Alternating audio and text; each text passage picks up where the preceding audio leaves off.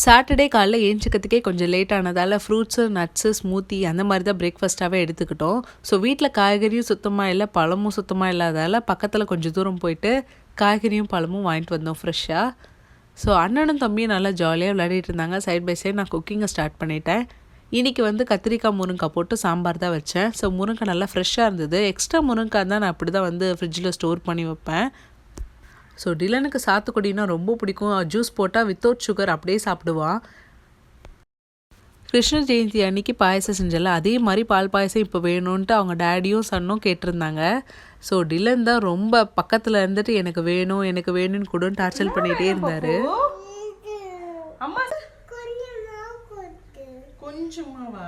நான் எப்படின்னா கொஞ்ச நாள் கழிச்சு செய்கிறமே அப்படின்ட்டு ரொம்ப டேஸ்ட்டாக பார்த்து செய்வேன். ஸோ நேற்று செஞ்சது கொஞ்சம் டேஸ்ட்டு கம்மியாக இருந்தது அப்போது கம்பேர் பண்ணதை விட.